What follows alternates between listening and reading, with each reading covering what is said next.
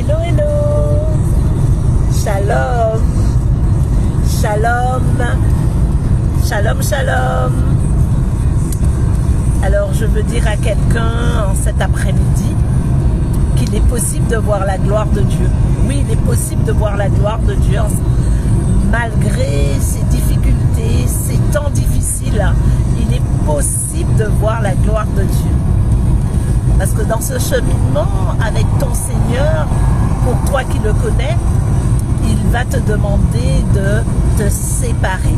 Comme il a séparé les lumières, la lumière des ténèbres, puisque si tu lis dans Bereshit, Genèse, chapitre 1er, la lumière et les ténèbres faisaient un, ils étaient unis. Et Dieu sépara la lumière des ténèbres. Le Seigneur te demande de te séparer. Comme le Seigneur fit avec Abraham, il lui dit, quitte ton pays, ta patrie, la maison de ton père, le Seigneur te demandera aussi de quitter. Tu peux te séparer, tu devras te séparer, tu devras quitter et tu devras aussi donner. Parce que le Seigneur t'emmènera dans cette dimension de donner. Des fois, de donner les choses qui te coûtent, de lui donner ce qui te coûte ou de donner à autrui ce qui te coûte. Comme le jeune homme riche qui avait tout fait. Il donnait sa dîme, il faisait tout. Et pourtant, le Seigneur lui a dit, va, vends tous tes biens et suis-moi. Et c'était douloureux pour ce jeune homme, véritablement douloureux, parce que ses biens lui appartenaient en propre et il était attaché à ses biens. Il y avait certainement une idole dans sa vie, comme beaucoup d'entre nous, beaucoup d'entre vous, pardon. Vous pouvez avoir une idole, quelque chose qui vous est très très cher, dont jamais vous ne pourrez vous en séparer. Vous direz jamais. Jamais je ne ferai cela, jamais je n'abandonnerai cela, jamais. Et c'est cette chose que Jésus, Yeshua, viendra vous demander de vous séparer. Et il y a aussi cette dimension où le Seigneur va vous demander de vous unir avec lui. Vous unir comme un homme s'unit à une femme. Parce que pour connaître Christ, il faut s'unir, il faut yada. Yada, c'est ce verbe qui a été utilisé dans la Genèse, dans Bereshit, parce que tout part du commencement, où l'homme et la femme, après avoir été séparés, parce que vous savez bien que Isha, qui est la partie femelle d'Adam, elle est sortie du côté d'Adam. Et après, elle a été présentée à Adam. Et Adam a dit, voici celle qui est os de mes os, chair de ma chair. Donc ils ont été séparés pour s'unir à nouveau. Et pour s'unir, pour former un et enfanter les enfants, enfanter des fils, enfanter un fils. Le fils premier-né s'appelle Béor. Cette dimension céleste qu'a le premier-né, celui qui appartient au Seigneur. Donc, unissez-vous avec le Seigneur pour créer, pour bâtir, pour enfanter un fils. Un fils en hébreu, cette signification veut dire, la signification de fils, c'est construction. Ça veut dire que vous allez construire avec Christ. Alors quand vous vous êtes séparés, ensuite vous avez délaissé, abandonné, vous avez donné ce qui était plus cher à vous, ce qui vous était très cher, ce que vous avez de plus cher.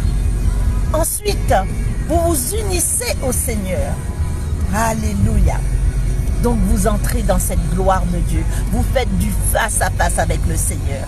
Vous faites du face à face avec le Seigneur parce que vous l'aimez tellement et vous ne voulez pas lui déplaire. Vous voulez que votre vie ait du sens. Et aujourd'hui, plus que jamais, nos vies doivent avoir du sens. Donc vous faites du face à face avec le Seigneur comme Moïse a fait du face à face avec Dieu. Et Dieu lui parlait de bouche à bouche et lui disait tout. Qu'est-ce que c'est le face à face? C'est le panim al panim en hébreu.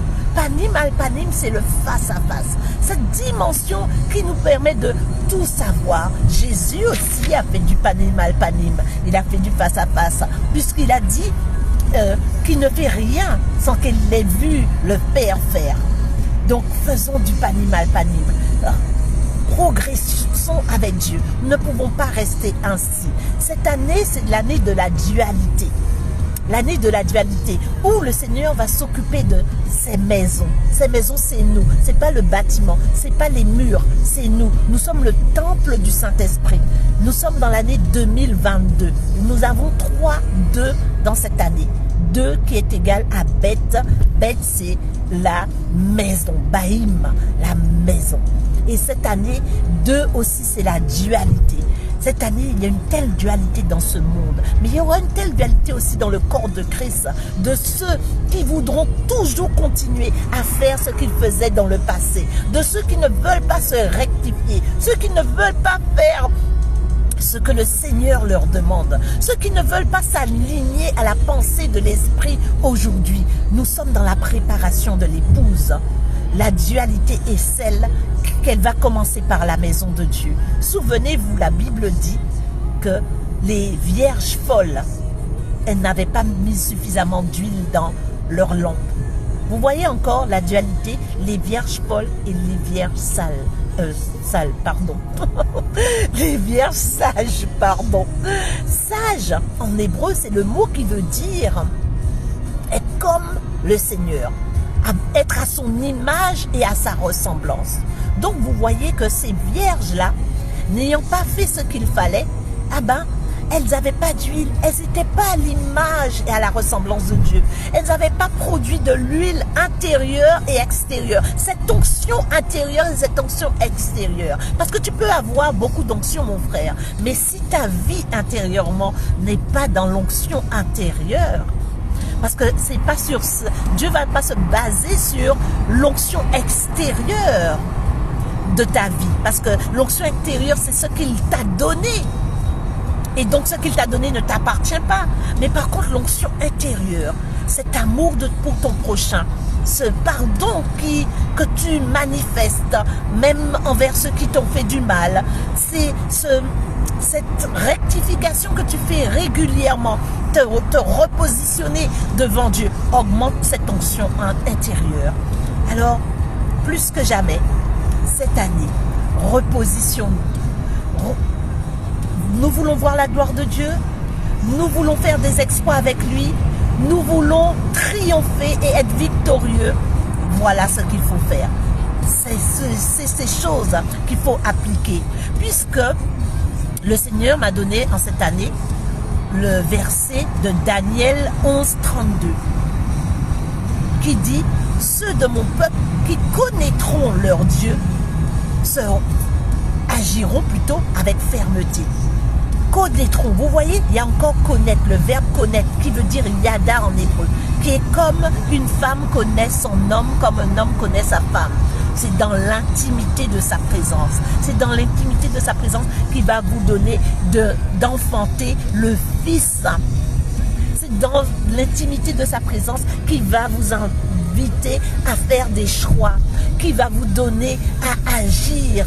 Il vous donnera à agir. C'est dans l'intimité de sa présence. C'est dans l'intimité de sa présence. Oh, pardon. Je dis bonjour à tous ceux et celles qui se connectent. Tania, bonjour. Heureuse de te voir connectée. Ça fait très longtemps.